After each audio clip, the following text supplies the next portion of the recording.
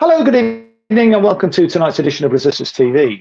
I'm talking to investigative journalist John McAvoy this evening, who's been poring over declassified documents that reveal the extent of Britain's shameful support for the brutal Pinochet dictatorship in Chile.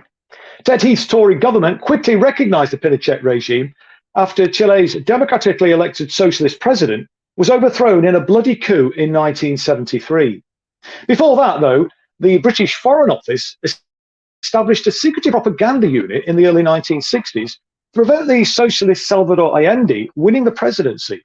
Now, this unit was known as a information research department, but despite their best endeavours, Allende did win power in a democratic election in 1970. When Allende's administration was overthrown on September the 11th, 1973, torture and murder were integral to the ruthless repression that the Pinochet regime imposed. And this monster was described by Margaret Thatcher as a staunch friend of Britain. So, John, you've been poring over these documents. Tell us a bit more about what you've discovered. Yeah, of course, and cheers for having me this evening, Chris. It's good to have you, mate. What you said about Thatcher's words about Pinochet, that he was a staunch, true friend of Britain, those words have pretty much been used to explain Britain's relationship with Chile, but this is mostly in the post-coup period. I mean, the Edward Heath government that was in power between 1970 and 1974, they rushed to recognise Pinochet as soon as he came to power via the bloody coup that you mentioned. The British ambassador in Chile was absolutely delighted with the state of affairs. Said that this is going to be warmly welcomed by British commercial interests, and that Britain can basically breathe a sigh of relief now that Allende is gone, albeit supposedly committed suicide, perhaps murdered. We probably won't know. However, what is not known about British foreign policy towards Chile during the 1960s and 1970s, 1980s and 1990s as well, is that Britain was actually involved in kind of creating the conditions for the coup against Salvador Allende during the 1960s. So this began more or less in 1962. Britain was kind of looking to Latin America in more strategic terms than was previously understood. I mean, the Cuban Revolution had just happened in 1959. The US had been totally humiliated at the Bay of Pigs in 1961. America had lost a number of important allies, dictatorial allies. I believe 5 different dictatorial governments had fallen over the past 5 years as well. So in this period, you're seeing kind of a heightening of Cold War tensions in Latin America. And in parallel terms, you're seeing Salvador Allende in Chile is becoming more and more popular. In 1964, his FRAP, left-wing coalition, wins a by-election, which really scares British diplomats, and it's also striking fear into the heart of the Foreign Office more widely. So between 1964 and 1970, as you mentioned, this secretive propaganda unit that wasn't revealed until 1978. It existed, in fact, since 1948, called the Information Research Department. And what the IRD was an internal unit within the British Foreign Office that was basically charged with creating different forms of propaganda and distributing this propaganda through influential mediums, through the church in Latin America, for example, through friendly trade unions, through politicians, through influential journalists, and using these influential figures to further British foreign policy objectives. So what this entailed in Chile between 1964 and 1970 was basically using similar influential figures that the US State Department, as well as the CIA, were using in order to basically delegitimize Allende, present him as the second coming of Castro, who's going to take some form of authoritarian power in Chile, who's going to cause economic ruin. So this was the kind of main objective of the British Foreign Office at the time. In 1964 there was a general election that Allende lost, and the IRD saw this and kind of triumphalist terms. They thought, we've got a propaganda victory to press home here.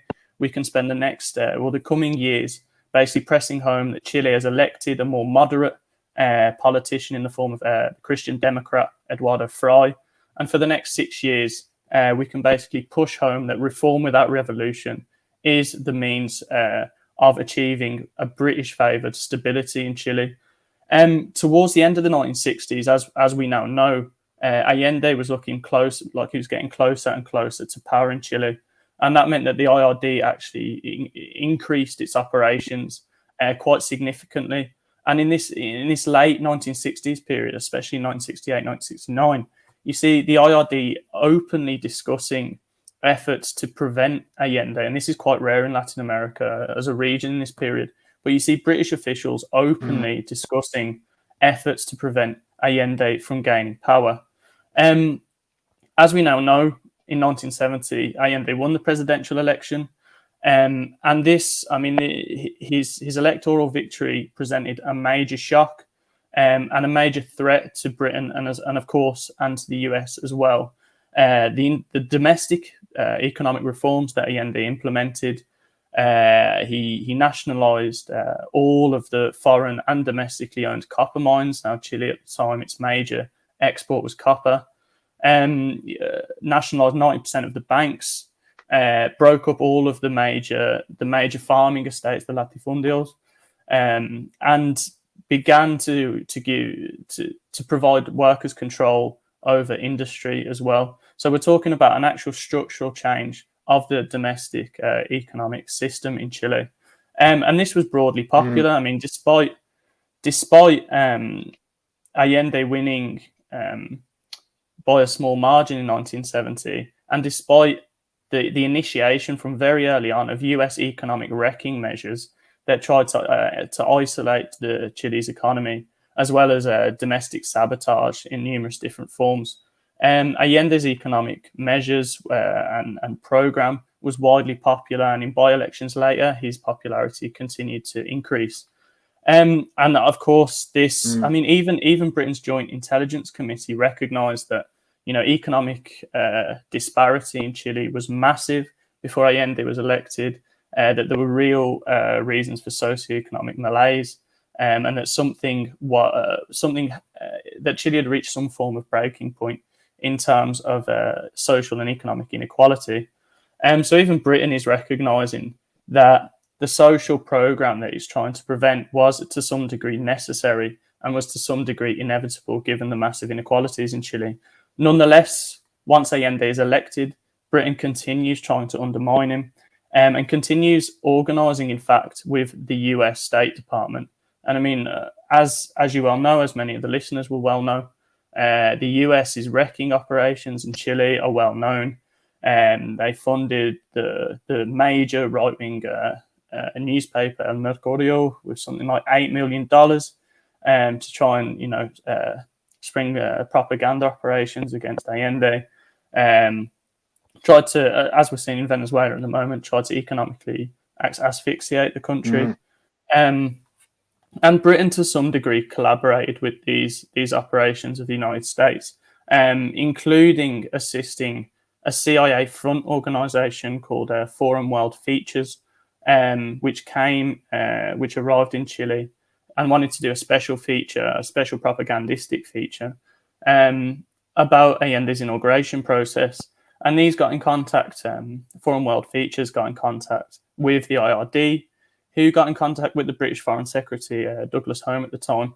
So, we've got evidence here that these operations, including propaganda operations against an elected president in Chile, as well as propaganda operations in cahoots with the CIA and the US State Departments, were being permitted at the highest levels of government in Britain, going as far as the British Foreign Office, and most likely the British Prime Minister at the time, Heath, was very well aware of it. And although there is no current evidence to show that the Labour government of Harold Wilson between 1964 and 1970, was aware of what was going on in Chile in terms of the IRD, it would be difficult to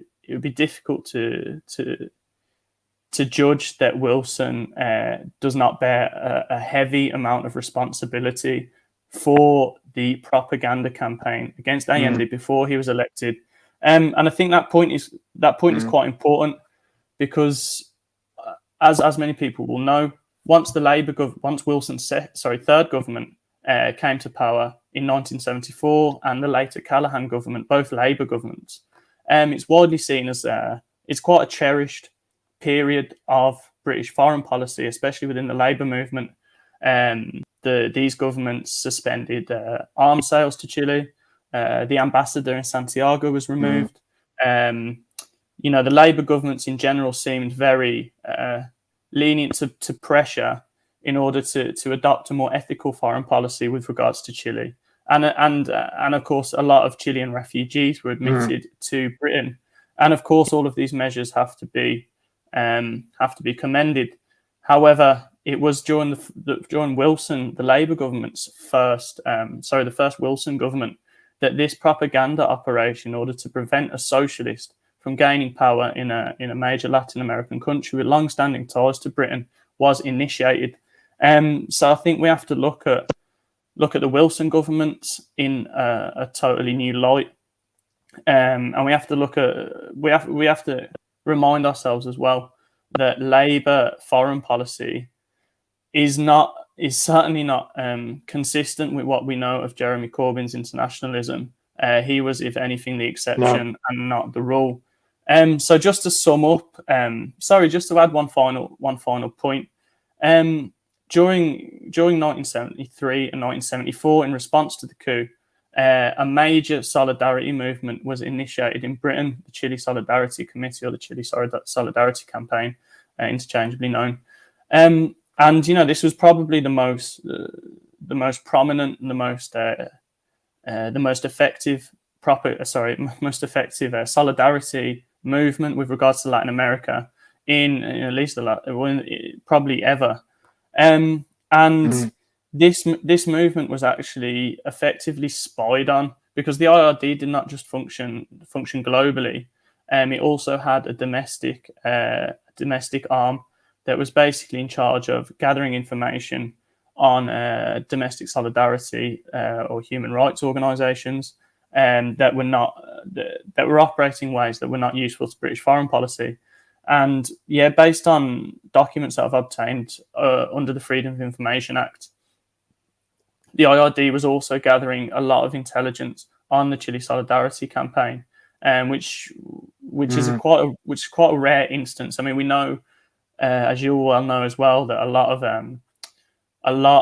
was a lot of espionage on Palestine solidarity organisations, on anti-apartheid organisations with regards to South Africa at the time, and there's a lot of intelligence gathered on Black Power and different forms of anti-racist movements, but very little is known about the type of domestic surveillance of Latin American solidarity movements.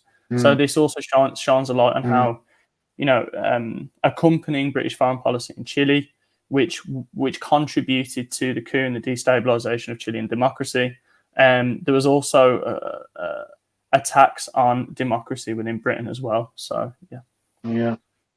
I mean, do you think this was a rogue element within the British Foreign Office? I mean, we talked about the initial Wilson government, 64 to 70. Could they have operated, do you think, without ministerial approval? I mean, because obviously Wilson himself talked about a plot by the Secret Service to overthrow his administration. So I guess nothing's beyond them. But any evidence of that at all, or that there was ministerial collaboration, or that this was sort of a rogue outfit that was going off piste, as it were, without ministerial approval? With regards to the first Wilson government, in the declassified files that I've currently seen, the level of ministerial control over what the IRD is doing seems to be minimal.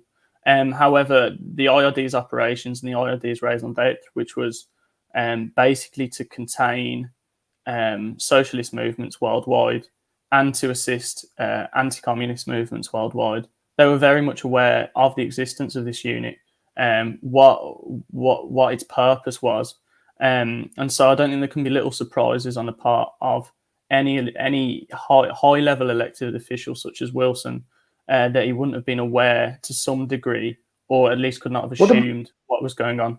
Although sorry, I was going to say, what about the rest of the cabinet, John? I mean, because there was some very socialists in the cabinet at that time, unlike today. People like Tony Benn, Michael Foot. These are kind of seen as iconic Labour Party socialist figures. Would they have been aware? Because I mean, it's quite shocking if they were. I mean, given Tony Benn's record on criticising British foreign policy, I'd be very much surprised if Tony Benn was aware. I think, I mean, the IRD functioned in a lot of senses in a similar way to MI6. It didn't exist on the open vote, as in MPs could not vote for its budget. Basically, it existed on a secret vote, meaning that it basically totally bypassed Parliament. So the only people that were aware of its existence would have been ambassadors within its areas of operation, diplomats, and foreign office, mostly high-end foreign office officials would have actually known that it existed.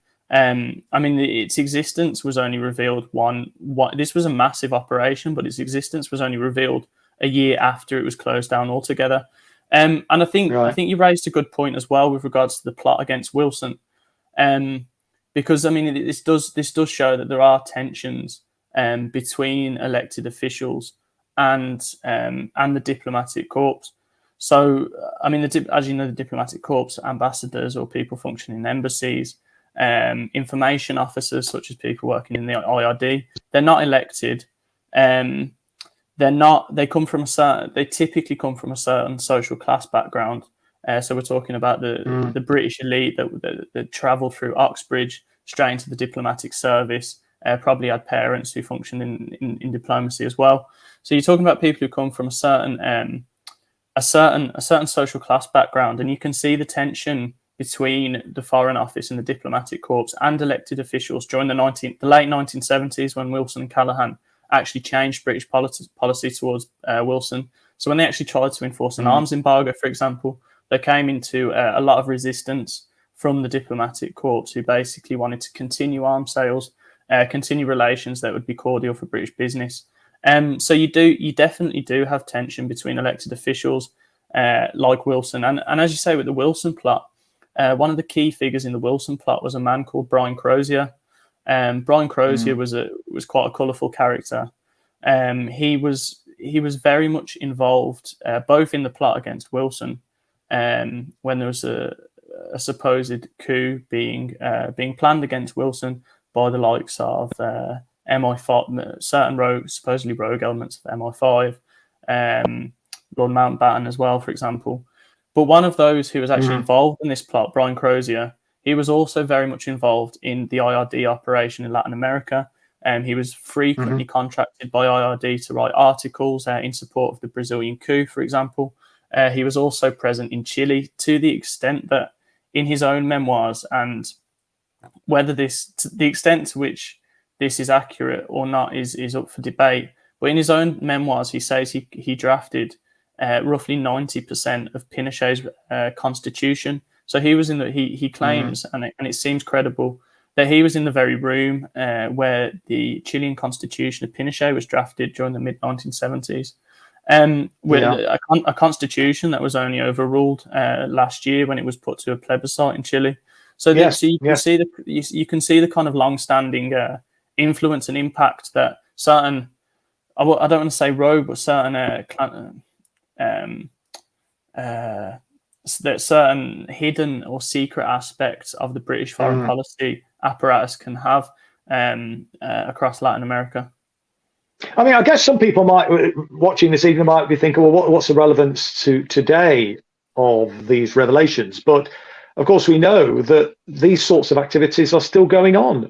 Kit Clarenberg and Max Blumenthal have exposed the role of the British Foreign Office, another secretive, shadowy organisation, engaged in effectively regime change operations in Russia with the connivance of the BBC and Reuters. This was exposed, as I say, I think it was earlier this year or back end of last. I can't just recall which. But so this is not a new phenomenon, is it? I mean, it's been going on for some time, and I think we sort of need to learn from history, I suppose, don't we? I don't know what you think about that, John. Yeah, it's certainly ongoing. When you mention some of Kit Clarenberg and Max Blumenthal's work on that front as well, another interesting point is Reuters' involvement in propaganda operations in Chile. In Syria. Now, when Max Blumenthal published an article demonstrating that the Reuters Foundation had been paid by the British government in order to run certain information operations in Syria. You might recall that the article actually came with a warning notice on Twitter saying that this article may have been fed with information that could have been hacked. So you can see how there's different propagandistic elements. Reuters, the Reuters Foundation, the British Foreign Office, as well as Twitter, a US multinational corporation, social media corporation, can all combine in a way that complements British foreign policy operations. But I mean, this isn't just an issue with regards to Syria or Libya or Russia, as you say. This is also still ongoing in Latin America. I mean, virtually on one day before the 48th anniversary of the 9/11 coup in Chile, the Chilean president, Sebastián Piñera, was in London to meet Boris Johnson. And Piñera has overseen some incredibly brutal, the crackdown on incredibly brutal protests in Chile, especially in late 2019 and throughout 2020 as well. There was record numbers of people being what seemed like deliberately shot in the eye. Hundreds of people lost their eyes. There was cases of sexual abuse by the Chilean police, and a lot of this repression could have very credibly been sponsored by British arms sales. The Britain has been selling Chile crowd control equipment, small arms. And a number of things that could have been used in the oppression against Chile. I mean, if we talk about Venezuela or Brazil, Britain is deeply involved in the coup effort, has been since January 2019, if not earlier, deeply involved in the coup efforts in Venezuela. And I mean, Boris Johnson just 2 days ago met with Jair Bolsonaro, one of the only political leaders to meet with Jair Bolsonaro at the UN General Assembly in New York. But I mean, Britain was holding secret meetings with Bolsonaro even before the 2018 election. Yes, I saw that. I mean, and just sort of shows the extent of this kind of network, really.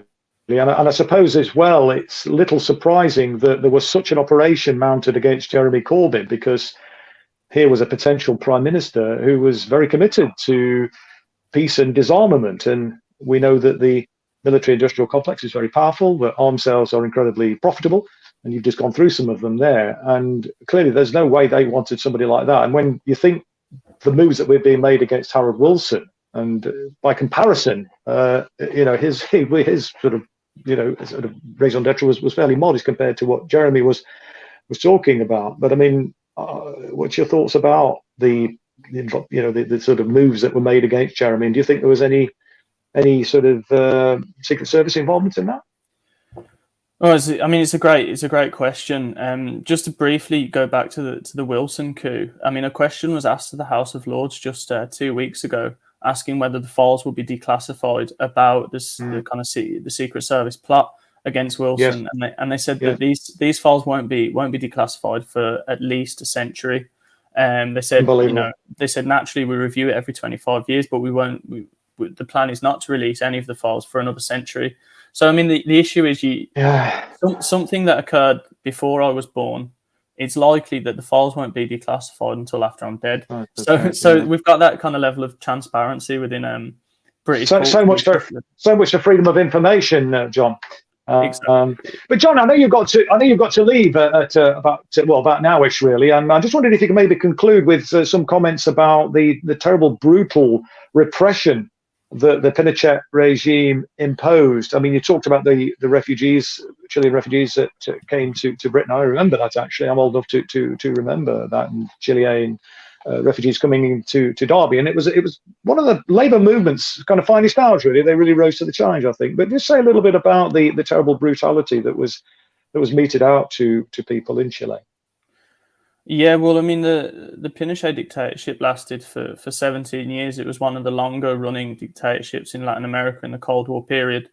I mean, immediately after Pinochet came to power, hundreds of people were murdered. I believe something like 10,000 people were victims of torture, 40,000 people were arbitrarily detained.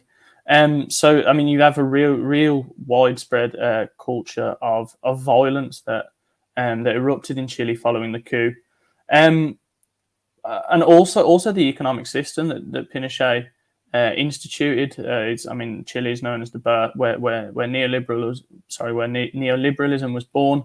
Yes. Everyday costs rose like something ludicrous, like 900%, and people found it almost immediately harder to live. So you've got a kind of structural economic violence that accompanied a very brutal and repressive state violence. And I just want to add, because you mentioned it being one of British Labour with the small L's finest hour.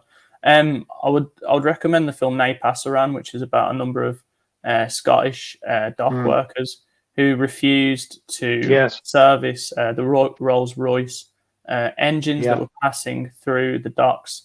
It's really powerful, really interesting, really inspiring. Film about British solidarity with Chile. So I'd recommend that. And just very finally, John, I mean, you've written an extensive document about the declassified papers that you've been poring over. Could you just tell us, the viewers, where they might be able to read that? I mean, I was reading it before we came on air today. It's quite a long read, but it's well worth it. It's incredibly fascinating. Could you just tell people how they can get hold of that?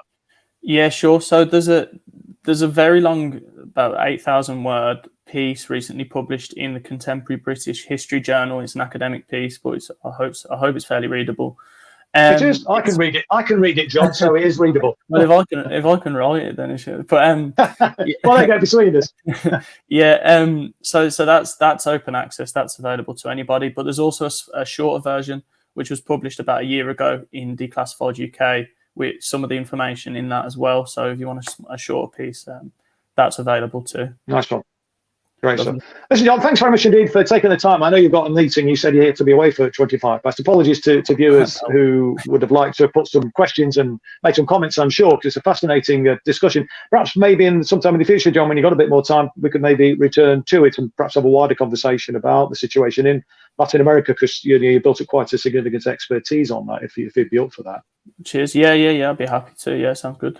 Great. Okay, well, thanks again then, John, and thank you very much, everybody, for watching this evening. It's a truncated episode tonight, but we just want to conclude this evening's programme with a clip of Victor Jara. He was a wonderful folk musician, a strong supporter of Allende, and well regarded, actually, throughout the world. And such was the brutality of the Pinochet regime that this man, who was able to communicate through his music, through his songs, through his lyrics, they tortured him to death. They broke his fingers, they smashed his wrists, and then they shot him to death. And, the labor movement, we talked about in the conversation there with John, how it kind of rose to the occasion. And I was reading about the labor movement, how they hosted Victor Jara's partner on a speaking tour. Incredibly difficult to listen to, incredibly moving. She was breaking down, weeping as she was explaining, what had happened to him, how she saw his body riddled with, I think, 44 bullet wounds. Absolutely appalling. But such, I think, is the spirit of solidarity that this beautiful clip that we're going to show you now, I think, is incredibly inspiring. And despite what they did to Victor Jara, I think they say, you'll see this in a moment, there's tens of thousands of people are gathered at this rally, and they say words to the effect of, they broke your hands, but Chile still sings your song. So let's play that clip and be inspired at watching this. Thanks for watching this evening, and we'll see you next week.